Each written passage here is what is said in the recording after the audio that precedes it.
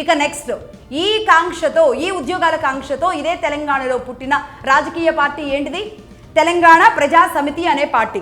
అనంతుల మదన్ మోహన్ గారు ఈ విధంగా తెలంగాణ ప్రజా సమితి టీపీఎస్ అనే పార్టీని 1969లో స్థాపించారన్నమాట. ఆయన ఎవరు అంటే వరంగల్కి సంబంధించిన వ్యక్తి, అడ్వకేటు, కాపు సామాజిక వర్గానికి సంబంధించిన వ్యక్తి.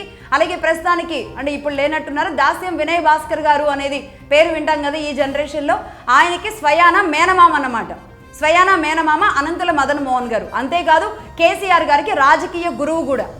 ఈ విధంగా కేసీఆర్ గారికి రాజకీయ గురువుగా ఆయన దగ్గర రాజకీయ పాఠాలన్నీ నేర్చుకున్న తరువాత కేసీఆర్ గారు టీడీపీ పార్టీలో చేరడం, ఆ తర్వాత అనంతుల మదన్ మోహన్ గారి మీదే ఆపోజిట్గా ఆయన పోటీ చేయడం అనేది జరిగిపోయినాయి. అందుకే చాలామంది ఆయన గురించి తెలిసిన వాళ్ళు, కేసీఆర్ గారి గురించి తెలిసిన వాళ్ళు గురువుకే నువ్వు పంగనామాలు పెట్టావు అని పదే మాట్లాడుతూ ఉంటారన్నమాట. నిజానికి సరే రాజకీయాలు ఇవన్నీ సర్వసాధారణమని ఆయన కొట్టేయొచ్చు, అది వేరే విషయం. అయితే 1969లో ఏం జరిగింది అంటే ఇక్కడ ముల్కీ అండ్ నాన్ ముల్కీ మీద విద్యార్థులందరూ కూడా, నిరుద్యోగులందరూ ఏకమయ్యి ఆందోళనలు చేయడం మొదలుపెట్టారు.